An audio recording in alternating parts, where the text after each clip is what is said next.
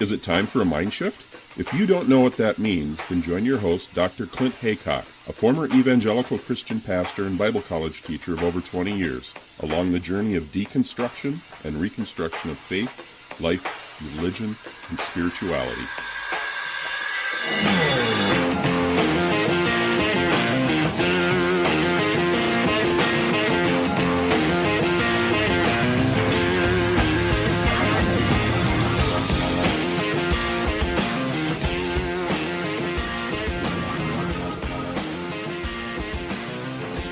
I'm happy to welcome Sarah Posner, author, journalist. You are the author of the recent book that's just come out, Unholy, Why White Evangelicals Worship at the Altar of Donald Trump.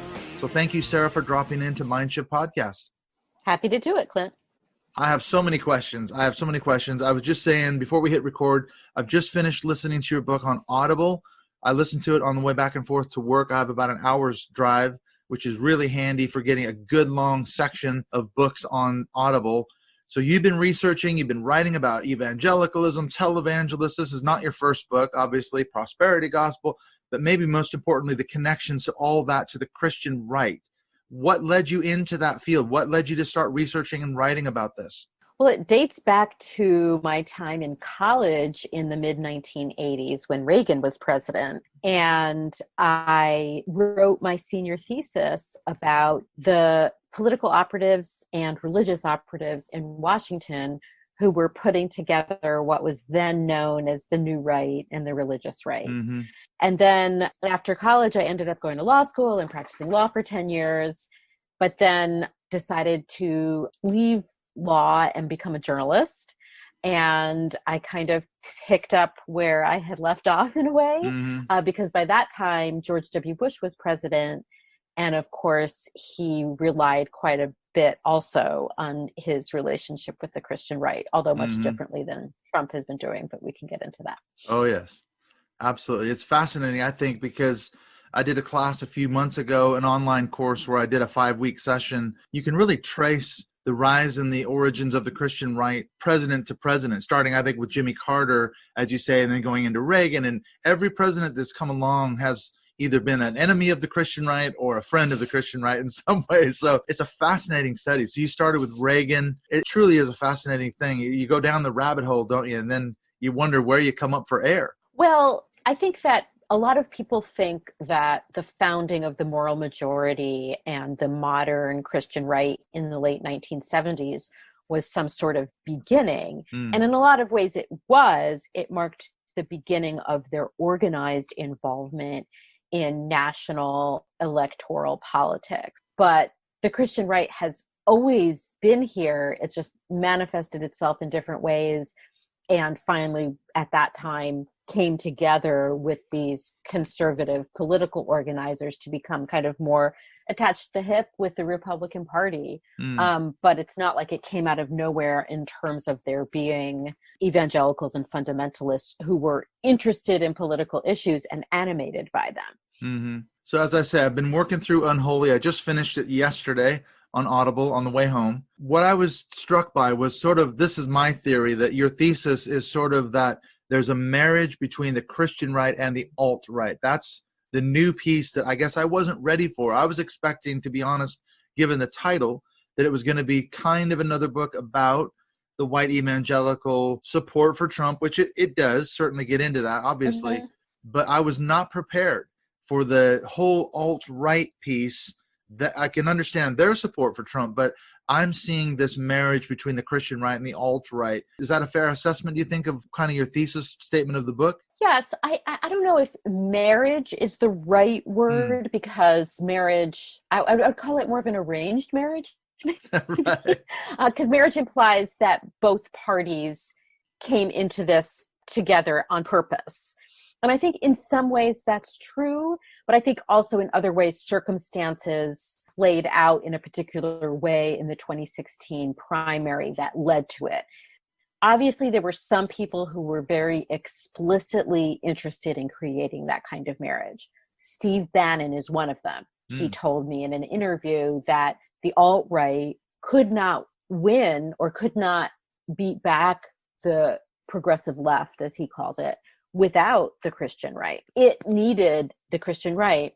But at the same time, the Christian right, as demonstrated by their unyielding support for Trump, are okay with being in coalition with the alt-right, right? So like none of the white supremacist, racist, nativist things that Trump has done or said, or personnel that he's appointed and placed in top positions in his administration, none of that has been enough for the Christian right to turn away from him.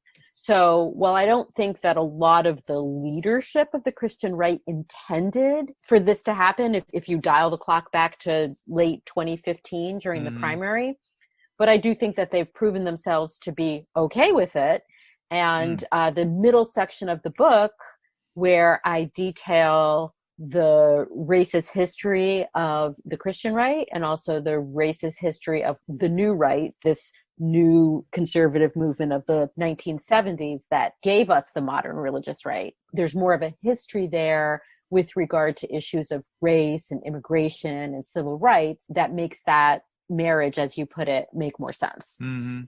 I was just reading an article today by Randall Ballmer, who I think he's a Christian historian, but he's done a lot of work on the origins of the Christian right. And it was a really helpful article talking about, yes, they have this narrative that it was abortion, 1973, Roe versus Wade. Even Jerry Falwell Sr. mentioned that in some of his writings. I was instantly galvanized as soon as I heard the reports in 1973. Right. No, it goes back to 1954, the Brown versus Board of Education, the Segregation Academy. So actually that marriage, if we want to call it that, between the Christian right and the alt-right, the seeds were sown in racism going back to the 50s. It sounds like that's what you're saying in the book as well. Right. So Randy has been reporting that very crucial bit of history for quite some time. And, I've talked with him about it and read his articles as well. And in the book, I wanted to go and to dig a little deeper into that, to add some more color and detail to how evangelicals and fundamentalists decided to jump into this political fray because of school desegregation. And what Randy's reported is how Paul Weyrich, who was one of the architects of the new right and then of the religious right, and who was a very right-wing Catholic and very opposed to abortion, he had been trying to get evangelicals into coalition with him and his new right organizations over the abortion issue, and he just couldn't get them engaged. But it was this issue surrounding schools that did get them engaged. And so, as I said, Randy has talked about that, about his conversations with Weyrich back when Weyrich was alive about that. And I decided to dig a little deeper into all of that. And I focus a lot in the middle section of the book on Reverend Bob Billings, who was one of the main organizers and promoters of K through 12 Christian schools, and who was opposed to government efforts to ensure that they did not have racially discriminatory admissions policies. And it was actually Billings who was very close with Weyrich and who introduced Weyrich to Jerry Falwell. And Billings was the first executive director of the Moral Majority.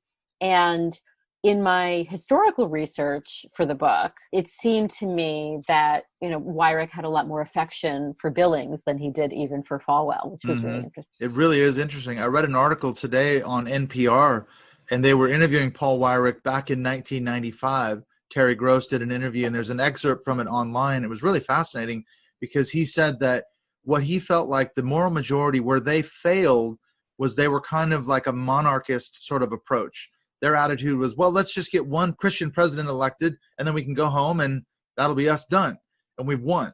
And what Weyrich said is, no. You have to think strategically. You have to think long term. That's the difference with guys like Weyrich, wasn't it? Where he was thinking, in a way, generationally, I suppose, we have to have operatives. We have to go grassroots level all the way up to the very top in terms of political involvement. So he was very smart in that sense, I think. I think that's right. And I also think that over time, the Christian right became more like that. I would say that today's Christian right definitely is looking beyond one election cycle. And I think that that's a big part of the reason for their successes because they never rest, right? So Yeah. Even when they win,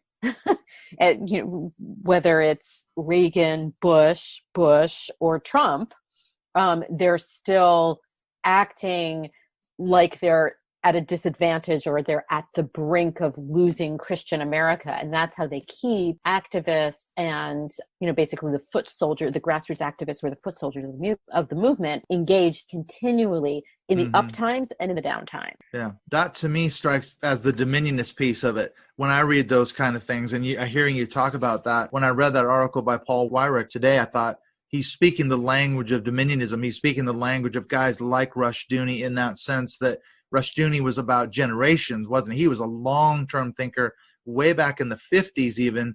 He was talking about we have to raise up generations. We have to train them and teach them and release them into society, and eventually we'll have an impact.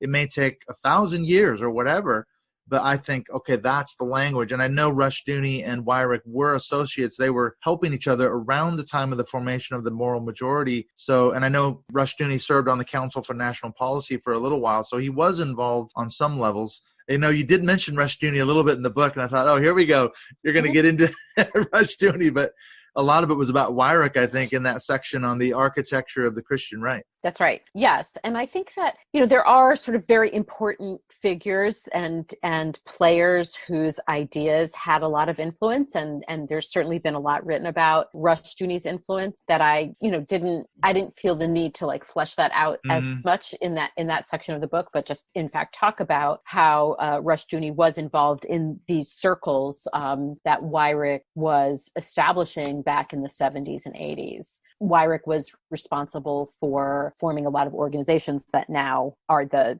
infrastructure, the architecture of the modern conservative movement. But yes, I think today a lot of people who are associated with the Christian right probably don't even really realize Rushdoony's influence on the movement. There would be a lot of people who probably wouldn't know Rushdoony's name, yet a lot of his ideas have been suffused throughout the movement and are very important to the ideology, even if people haven't read his very dense books. Yeah, it's or not are that easy familiar reading. with his very dense theology, which is, it's not easy reading at all. It's not I think easy. Much more influential are the kind of the televangelists that I talk a lot about in the book. Going through the book, you say that during the Trump candidacy, going back to 2015, 2016, the racism, the nativism, the xenophobia, this whole thing about political correctness, we're going to say Merry Christmas again and all that, and the Islamophobia. These things were not by accident. They were actually by design. And to me, what's fascinating about what you're doing in the book is you say, I think, if I get this right, it then appealed to both of those bases, the Christian right and the alt-right, all those things. And you said, I think somewhere that maybe the cruelty is the point. And you think, man, a lot of people have tried to figure out why Christians have embraced Trump against everything that they claim to stand for.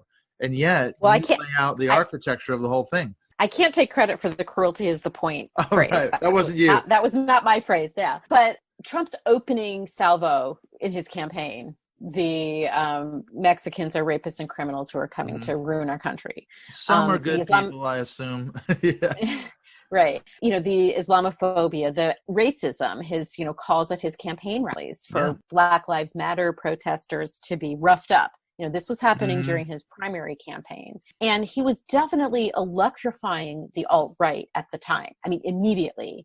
And there were a lot of leading figures in the alt-right, white supremacists, anti-immigrant activists, neo-Nazis even, who were very excited about Trump's candidacy. And I think that there were a lot of leadership figures in the Christian right who were skeptical. One reason was obviously he did not really fit their criteria of being a Christian and a good family man. Being generous. I think also the Christian, right. And I think that also they had spent recent years trying to present themselves as more of a big tent kind of movement, and the Republican Party was trying to present itself as more of a big tent kind of party. They saw the demographic writing on the wall and thought that they needed to seem more welcoming to minorities, African Americans, Latinos. And so I think there was like a bit of discomfort that like, oh, we've been trying to do that. And like, he's, not really fitting that mold. Mm-hmm. But what they saw was the base was really excited about him. And so he was really speaking to this idea that America as you know it, Christian America as you know it, is being taken away from you, right? And so one of the through lines of the book is that both the alt-right and the Christian right really are opposed to what we would think of as a liberal democracy, where everyone's civil rights are protected. Both of these movements see that as a threat to them. In the case of the alt-right, they see it as a threat to white America. The Christian right, Christian America, although it's really white Christian America. Exactly. And so he ended up appealing to both of these bases, and the leadership ended up coming around to him in some cases, I think probably because it was obvious that there was going to be no other alternative, that no one else in that field of 17 presidential candidates could beat him in the primary. And then he made a bunch of convenient promises to the leadership, and then they started backing him. And now they back him even more enthusiastically than they did in the middle of 2016. So if you think back 4 years ago, the Republican National Convention had pretty much just concluded, and there were still a lot of questions about whether the Christian right base would turn out for him. And they did. And the leadership has been spending the past 4 years building him up. Yeah. Building up the base's enthusiasm for him. And I think they didn't anticipate that we would have a pandemic. Nobody did. But, he is counting on their support. I mean, without their support, it would be very difficult for him to win re-election. It would be. And there's all these articles constantly coming out that his base is slipping, his evangelical base is cracking. But I don't believe it. I'm very skeptical when it comes to that kind of reporting. It seems like there's always a rock solid 79 to 81% of white evangelicals. They are going nowhere. But he's not adding to that base. That's what's so fascinating, is he really isn't adding. It's that sort of middle group that may be undecided. I think that's the one we have to worry about in 2020, this election coming up. In terms of his white evangelical base, throughout his, since he got the nomination in 2016, his approval with that base has fluctuated from the low to mid 60s to the high 70s, right? And so I think there are a lot of people who might see a poll that finds his support in the 60s as opposed to the 70s with this group, and pointing at that and saying, oh, look, his support is slipping. But that's been sort of a normal fluctuation throughout his first presidential campaign and presidency. And I always think back to September of 2016, when the polling was showing that he was getting about a 65-ish% approval rating from white evangelicals. And everybody knew that that was too low for him to win, right? And then it was even after the Access Hollywood tape that shot up to 81%. That's the percentage of white evangelicals who voted for him. So I'm very skeptical of stories about the evangelical base cracking. And I think there was one poll recently that showed that, only about 60-something% of white evangelicals approved of his handling of the pandemic. 82% of them still planned on voting for him. So I think that for other people might think, well, his response to the pandemic has been an utter catastrophe. So how could you vote for him? Yeah. But you have to be inside the mindset of his Christian right base to realize that that is not the most important thing to them. The most important thing to them is, are they going to lose control of government agencies? Are they going to lose the ability to have a say in the nomination of judges, and the continued erosion of the separation of church and state, the continued elevation of their religious rights over other people's rights? And that's what they're looking at. So while white evangelicals are the most homogenous part of his base, they're in coalition with conservative white Catholics and conservative white mainline Protestants. So, it's a bigger base than that, but that's kind of the core and the most reliable part of it for him. And that is one of the biggest reasons why I think, as you say, so many continue to support him.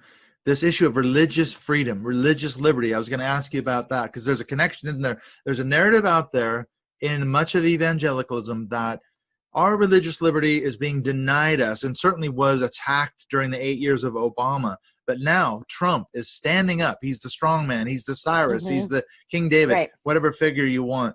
But at the same time, they're actually denying the freedoms and liberties to minorities, people of color, LGBTQ people, and even going further than that, discriminating against them on the grounds of religious conscience, quote unquote. But Trump is the strong man. He's fighting for those religious freedoms. So surely that's got to be one of the main planks in their support. That is the main pitch that religious right leaders are making to the base in support of Trump's reelection campaign. They talk about it constantly, and they talk about him being the most pro-religious freedom president in history. He's just held up as this savior, really, of Christian America, where other leaders have failed. And I think it's important to continue to emphasize the through line of my book, right? Which is that his strongman propensities and his disdain for the institutions and values of a liberal democracy are features, not bugs, to his base. Right. And that's what the Christian right and the alt-right have in common, right? It's that they don't really like a liberal democracy. They'd rather have a strong man who defends what they see as their heritage against the incursions of minorities and others and immigrants and LGBTQ people who've ruined what was, in their view, white America or Christian America.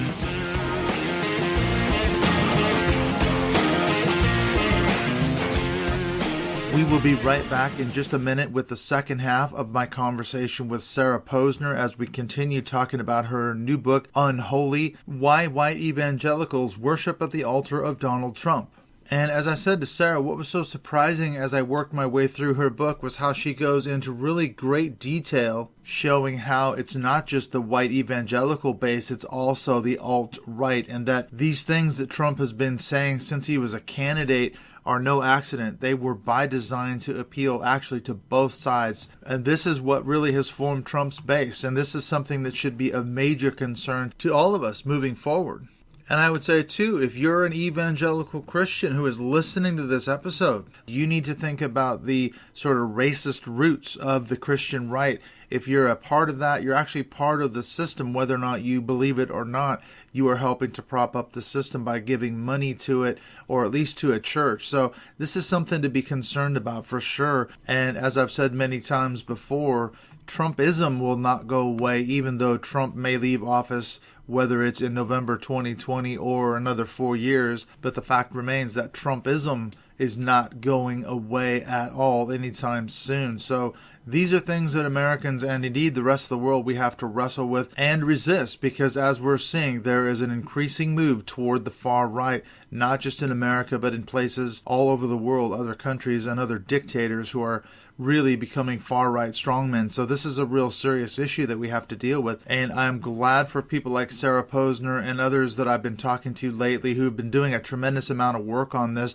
And in fact, speaking of people who have done a tremendous amount of work, I'm going to be speaking in the next episode of Mindship Podcast with Dr. Warren Throckmorton. Not only has he written many, many articles, but he's also actually co-written a book with Michael Coulter debunking the so-called historian David Barton. He's probably the one who is the most well-known in terms of being a Christian nationalist, promoting the myth of America as a Christian nation. He's a darling of the evangelical world, the Christian right. And so look for the chat with Dr. Warren Throckmorton coming up. And then after that, as I mentioned, I've also got Dr. Michael McVicker, who wrote a fantastic book on R.J. Rushdoony. We mentioned him a little bit in this chat with Sarah, but we go into great depth talking about his life's history and the impact that he had on the Christian right, Christian homeschooling, and many other things.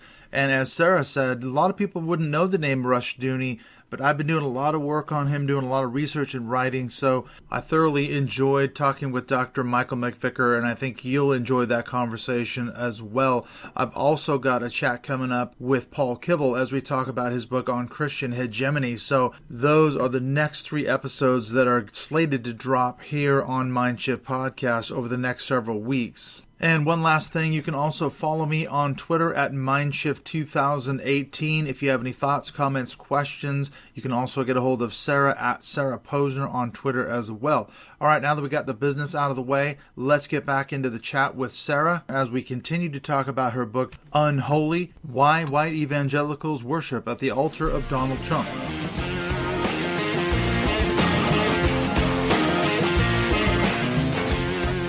That's one of the things I really thought was good about the book. As you say, you make that point that actually it's not even just an American thing now, it's a worldwide thing. We're seeing it in Europe and South America, where this global liberalism is sort of this enemy, because it's, as you say, it's anti-family. That is traditional families, one man, one woman, and all that. You've got LGBTQ rights and all these other things wrapped up in this, quote, pro-family sort of narrative, which, of course, look at all the big organizations focus on the Family Research Council, the Family Leader. You know, these organizations, it's all going back to that traditional definition of the family. And then if he's going to support those rights, happy days then. That seems like that's kind of their view. I think that it's not just that he supports it. It's that he is unbowed by what they would call political correctness and what other people would call accountability, oversight, common human decency of protecting the rights and dignity of all people. Yeah, there is that. Yeah. So I think it's not just that he says the right things, because I think a lot of the time he doesn't even have the words to say the right things. It's really more about this disdain he has for liberalism, or what they might call political correctness.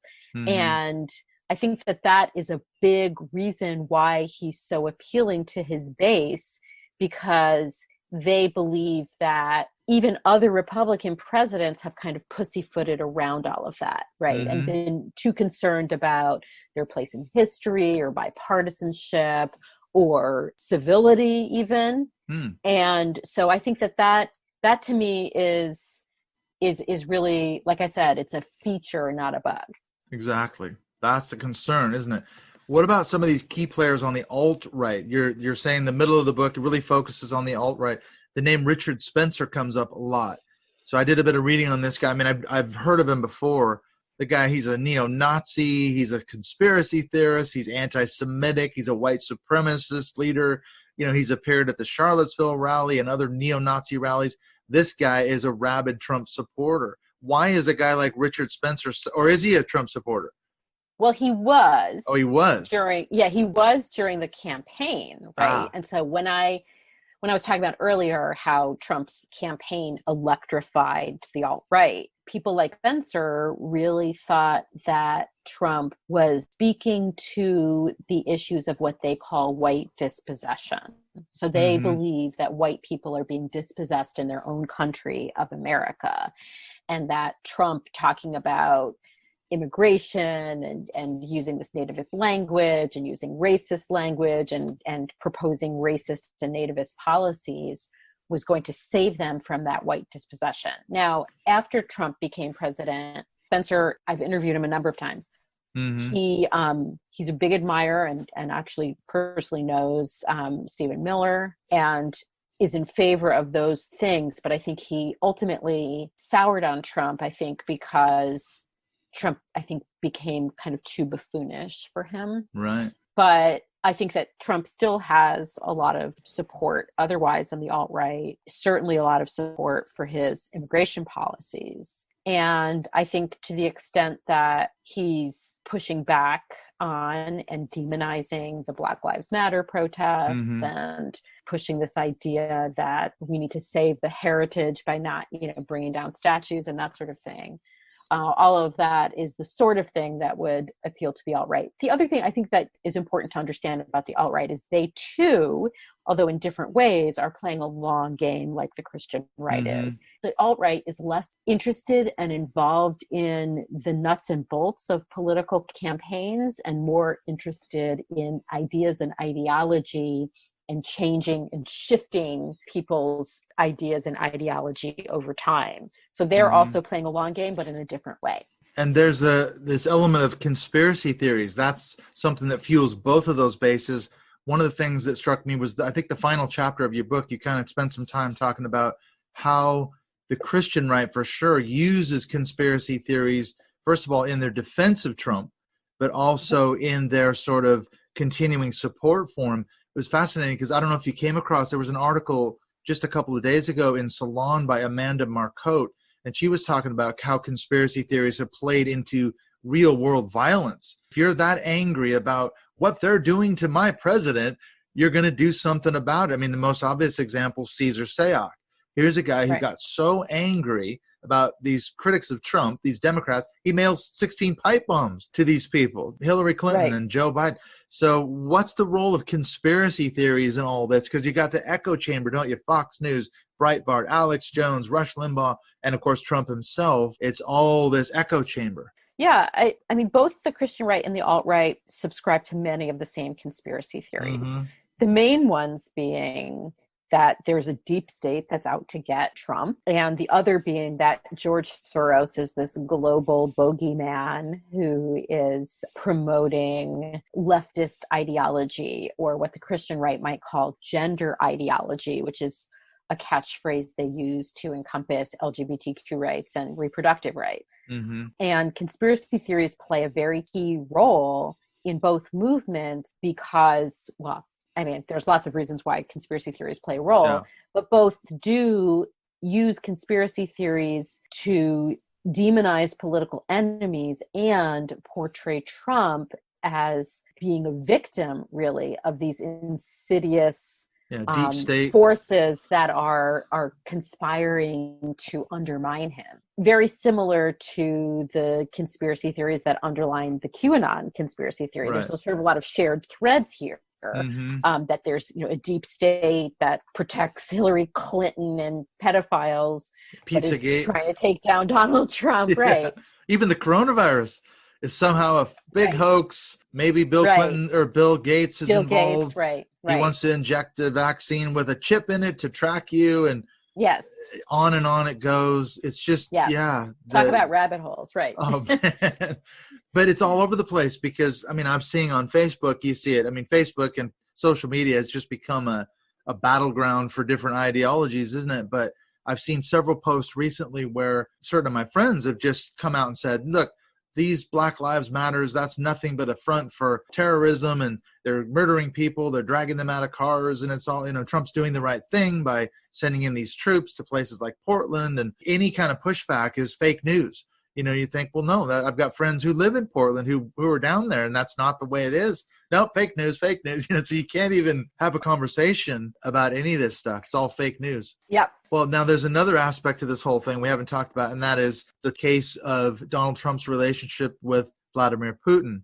That's a whole nother thing, but it somehow figures into this because you spend some time in the book talking about that.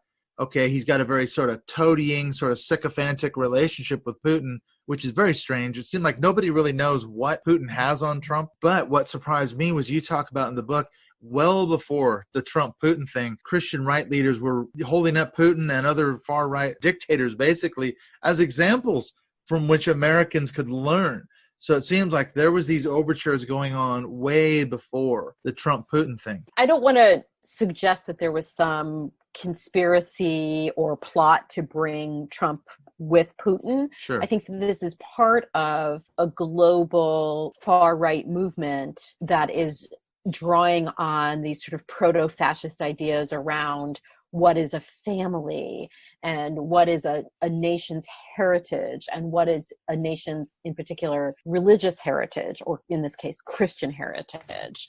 And so, Trump comes along at a time when you're seeing the rise of autocratic nationalists like Vladimir Putin and like Viktor Orban in Hungary and others in other countries. And so this is happening at a time when the Christian right has been looking at these leaders as strong men to admire because they're pushing back on this idea of like gender ideology or liberal ideas that George Soros is promoting. And that's all just basically code for, we don't like liberal democracy. We don't Right. like the strong leader to be accountable by the legislature or by the courts. His attacks on a free press are okay with us.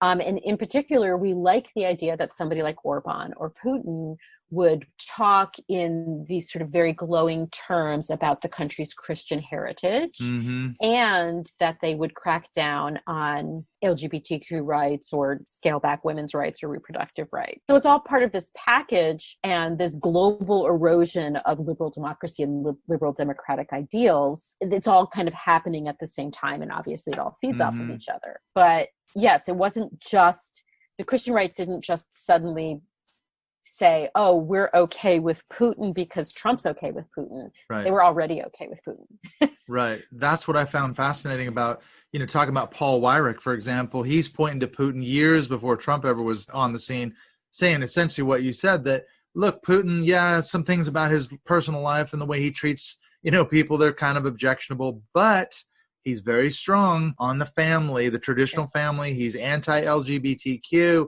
Okay, so he invaded Ukraine and Crimea. We can overlook those. And you hear that same rhetoric around the Trump candidacy and the Trump presidency, don't you? I mean, I remember listening to David Barton just the other day. He was on Kenneth Copeland's Believer's Voice of Victory. And he said, well, I don't like Trump's tweets, and some things he does are kind of, problematic, but he's putting us in a position where God can bless America. So that's what we really need to focus on. There you have it right there. You can overlook the character flaws and all the rest of it as long as he's delivering. So Barton's okay with it. Right. And that's a really common refrain among Christian right activists. Heard it 1,000 billion times before. And layered onto that is the argument that sometimes God chooses an unlikely leader to carry out his purposes. Yeah, so if you convince people that Trump is actually has God's hand on him and is carrying out God's purposes, that's a very strong argument. And if you layer onto that, well, the only people who are trying to bring Trump down are, the deep state, Hillary Clinton's allies, George Soros, the lamestream media. Right, fake news, right? Fake news. And so then people really start to believe, the combination of the conspiracy theory and the God's will combines in their mind to believe that, this is God's man, and only who would come against God's chosen one? Only somebody terrible. To go against Trump is essentially going against God. I think it was Lance Wallnau who said something like that. In effect, if you're against Trump, you're against God. That's a pretty big statement for someone who thinks they're a Christian. You go, wow, that's a strong statement. I was going to say, there's a couple last questions. Now, in the book, you note one thing that struck me. You said, in terms of the Christian right, their vision for America, there's two trends that are developing. One is this sort of authoritarian, autocratic trend, and then the other one is theocracy. Do you see that as happening now? In terms of Christian nationalism and all the things that are going on, where do you see those two trends playing out? Well, they're kind of the same, right? So Christian nationalism is the idea that America was founded as a Christian nation and should be governed as a Christian nation, right? And so when you hear them talking about wanting candidates who would govern from a biblical worldview or a Christian worldview, that's a Christian nationalist idea that would help carry out a theocracy, right? So like if you're having government officials make policy based on what they believe is a biblical point of view, that's a theocracy. So if you say, Betsy DeVos at the Department of Education, Trump issues an executive order to make it easier for there to be official school prayer in public schools, or to provide taxpayer-funded vouchers for private religious schools, or at the Department of Health and Human Services, where faith-based organizations that receive taxpayer money are given these huge religious exemptions to discriminate against people based on religion or their sexual orientation or gender identity. The Supreme Court, it has been for years chipping away at the legal principles underlying the separation of church and state. And it's the Christian right's intention to continue to do that and hopefully nominate justices who would carry that to its logical conclusion. Yeah.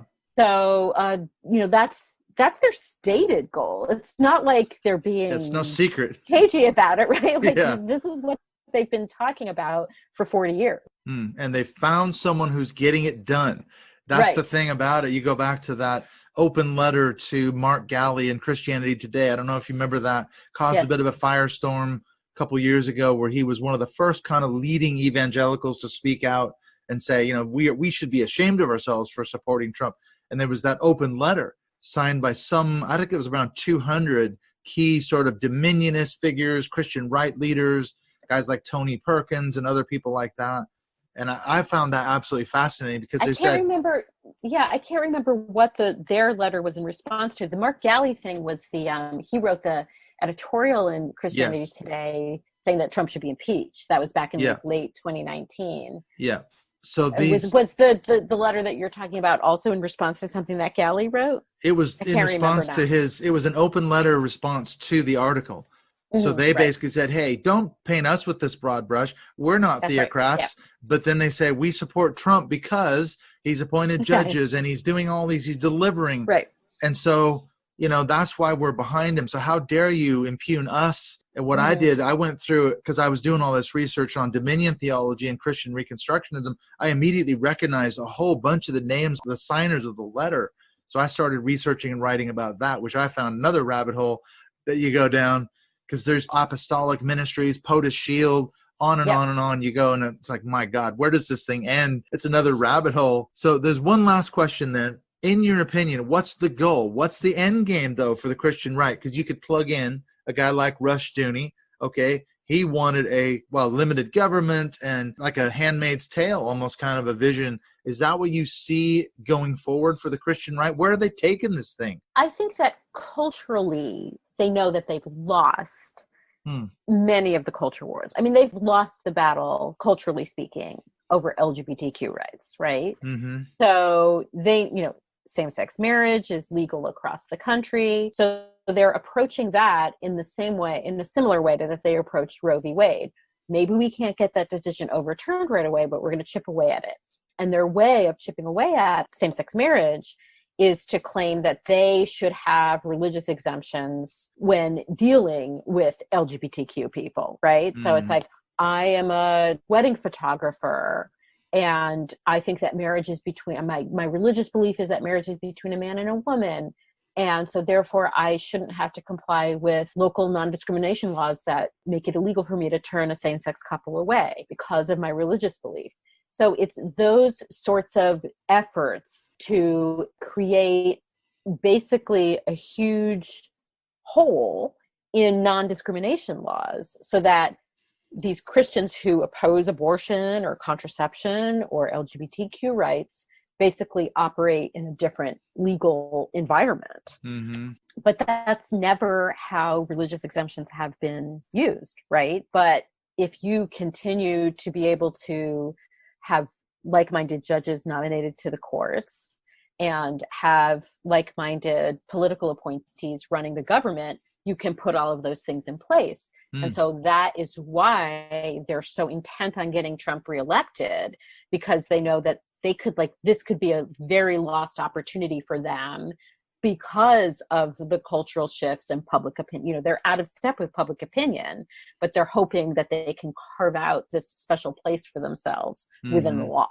And what makes it fascinating too, and I guess dangerous, is that the Christian right, the evangelical right, they've got these huge legal powerhouses like the Alliance Defending Freedom and other organizations, ACLJ, J Seculo, people like that. Right. They have got unbelievable amounts of money to fight these cases all the way to the Supreme Court. So if you're the Masterpiece Cake Shop or something like that, as you say, the wedding photographer, they'll represent you for free, pro bono, all the way to the top if they have to.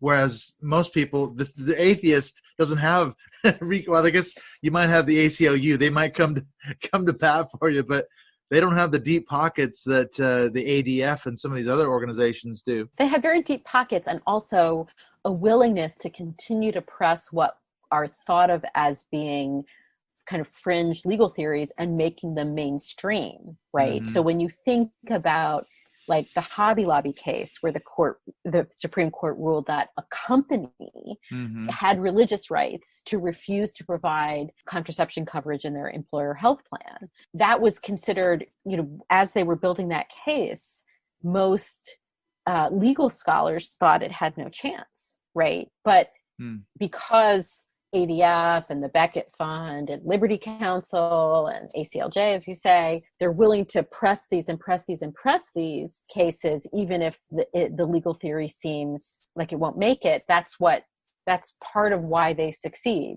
because of that kind of persistence. And they've got the funding as well, don't they? And there's the resources another piece, and the persistence. Yeah, the dark funding and all that. I know Catherine Stewart, in her work, so she's done a lot of work on tracing some of the dark money that comes from people like the Green family and the DeVos family. I wouldn't call it dark money, though, because ADF is a nonprofit, and so for many very good reasons, the tax-exempt contributions of donors to nonprofit organizations have never been discoverable. And the reason for that is the Supreme Court held in a case that involved, I think, the NAACP, was so that people wouldn't be demonized or investigated by the government for their donations to charitable organizations.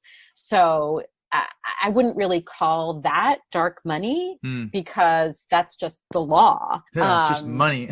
Yeah, it's just money. But I think that, dark money is more, in politics, where we do have a system of disclosure, or used to have a system of disclosure of donors, right? But those are two very different things. So yes, the ADF does have a lot of money, and a lot of it comes from big, wealthy foundations that give them money. And that is public record. But yeah, it's, it's not like they're illegitimately raising money. It's people give it to them voluntarily. Exactly. But we don't have the funding like the families like the DeVos family, the Green family, and some of these other people. We're trying to get the word out, which I thank you so much for taking the time to talk to me. I've thoroughly enjoyed reading your book. And as I say, I was really kind of, I guess, gobsmacked a little bit by the whole Christian right, alt-right thing.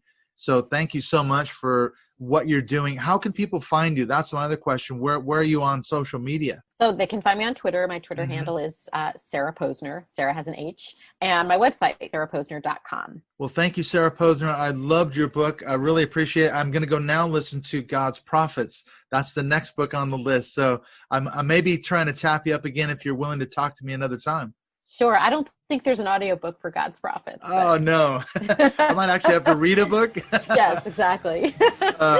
Well, thank you so much. And I'm sure I will hopefully be speaking to you again. If you're up to chatting again, I would love to talk to you another time. Happy to do it. Thank you.